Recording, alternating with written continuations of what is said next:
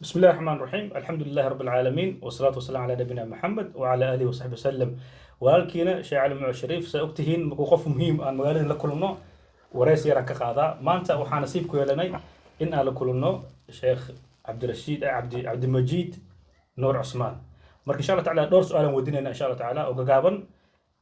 haddii aad jecesha inaad barnaamijka soo buuxo inaad daawatid dhanka youtube ka daawo insha allah tacaala marka waxaan sameynaa insha allah su-aasha ugu horeysa insha allah sheekh cabdimajiid nuur cusmaan yaa waaye بسم الله الرحمن الرحيم السلام عليكم ورحمة الله ولا علي وعد ما حسنتهاي إن أدوع است برنامج كاغا هرتان وشيخ ما هي وحنا بروفيسور علوم ميديكال جينيتكس كليرا هذا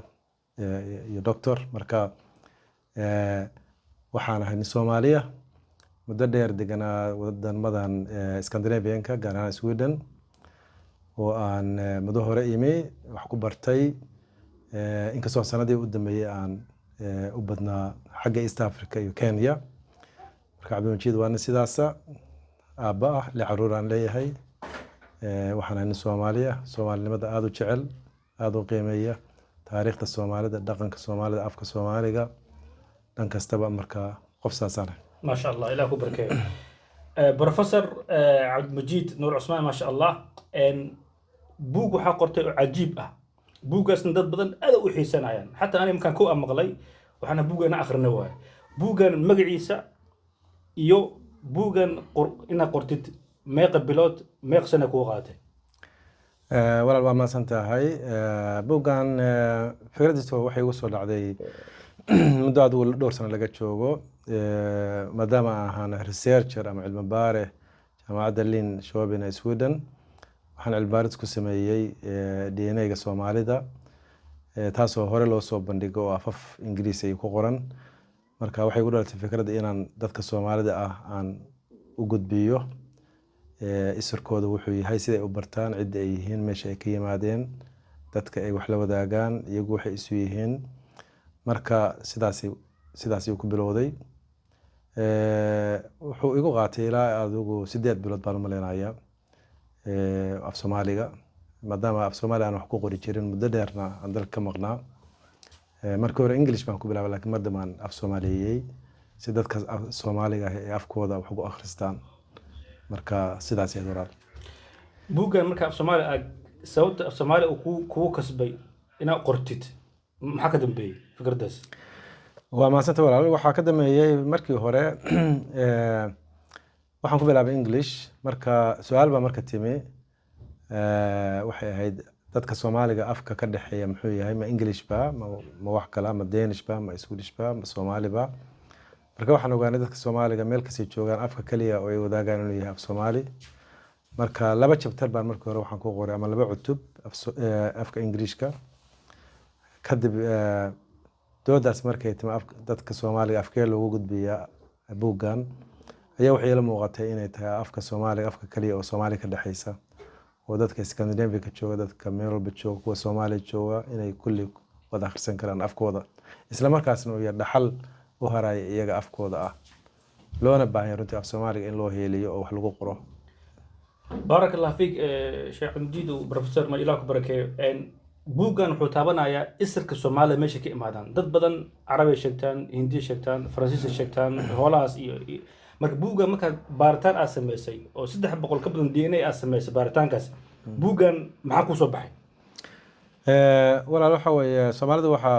soo baxday Soomaalidu waa inay yihiin dad qoomiyad da'weyn ilaa 4-5 kun oo sano jiray gooni u taagnaa عرب بان كان waxa u geysay Soomaalidu waa islaamnimada ay jecel yihiin Soomaalidu wax la yaabo ma aha in Carab ku wada abtirsadaan sheekhiyo Carab ay ku wada abtirsadaan waa diin jaceylka u geysay laakiin Soomaalida Carabka imaan way jireen Carabtu aan jirin Soomaalidu waa jirtay geeska Afrika ku noolaayeen marka waa qomiyad weyn oo aan la oran karin cidaas ay ka yimaadeen ama cidaas ay ku abtirsadaan laakiin ay gooni u jiray laakiin waxaan wadaagnaa Carabta qoomiyada hore ka sii horeeyay oo Carabta ay ka farcameen iyo inagaba ayaana waxaan la qaybsanaa 40% DNA-geena waxaan la qaybsanaa dadka bariga dhexe degan oo taas xaggaas waa iska xignaa waa run laakiin Soomaalida Carabta kama imaan waxaa la oran karaa Soomaalida Carabta ayay la dhasheen ayaa la oran karaa. ما شاء الله بوغان مادام أقرتي أد ملبن أد كسب محاضرة أما كسب بندقتي محل كلن بوغان يعني بوزيتيف ما نيجاتيف waa mahadsantahay walaal. horta dadka Soomaaliga xagga akhriska buugaagta horta badanaa runtii kuma fiicna,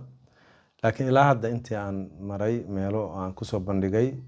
Kenya, Sweden, Denmark, aad iyo aad waxaan la kulmay soo dhaweyn wanaagsan oo dadku aad bay u xiiseynayaan runtii. sababtoo ah markii ugu horeysay afkooda lagu qoro cilmi baaris ku saabsan DNA-ga Soomaalida, marka runtii dadka aad bay u xiiseynayeen, soo dhaweyn badan waa kala kulmay markay noqoto dhanka dadka aan soo maray oo Soomaalida ah aad u weyn. maadaama Soomaali aan nahay saa sheegtay oo anaga akhriska ma ku fiicnay maqalkan ku fiicanahay marka buugan maslaha mustaqbalka asoo maqal ila sameeysid hooyooyinka jikada markay cuntada karsanayaan iyo afarkan kala diyaarinayo si iskaga dhageystaa maadaama anaga maqalka noo fudud yahay iyo in la akhristo maxad umada kula talaleed horta maqalka insha Allah waa laga yaabaa technology mar hadii ay suurta gasho waa run waa jiraan buugaag maqalka lagu dhageysto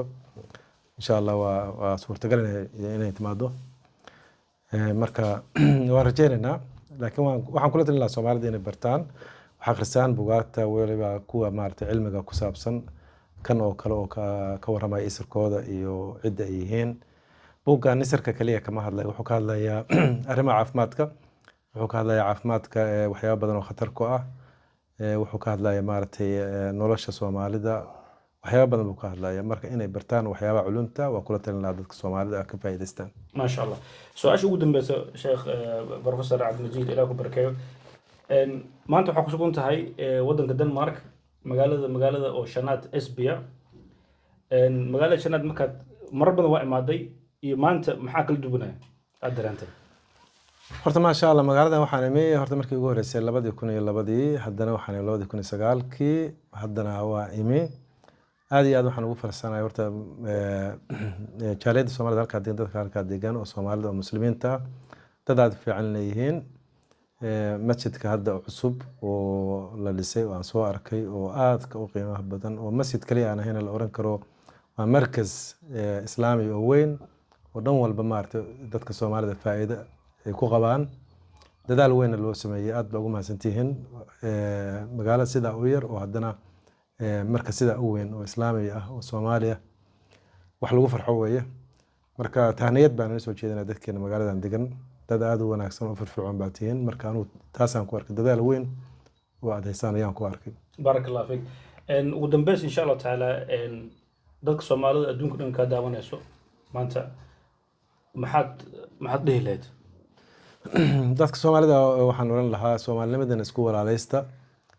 laba jeer baa walaalo tihiin, mar Soomaalinimada walaalo ku tihiin, marna Islaamnimada walaalo ku tihiin. marka iswalaaleysta waxyaabaha ina kala qaybiya oo aan macnaha lahayn ka baxa oo qabiilku ka mid yahay iyo waxyaabo la mid ah. idinku iswalaaleysta walaalada tihiin, dhankaas walaalo ka tihiin, idinka dadka isaga dhow ma ishureysaan. marka iswalaaleysta walaalnimadina adkeeya xoogeeya taasaan kula talinayaa Soomaalida. intaas wuxuu ahay waraysigii oo gaabnaay oo koobnaay professor Cabdimajid Nuur Cusmaan aan la yeeshnay sharafeen oo tahay sharafeen ay tahay inaan maanta la kulmay idinkana insha Allah taala hadaad idin soo gaaro walaalaha kale ka xasdina insha Allah taala u qeybiyo oo sii gudbiya say kullu ugu faa'iideysan insha Allah taala. barakallahu fiikum wa jazakumullahu khair wa salaamu alaykum wa rahmatullahi wa barakatuh.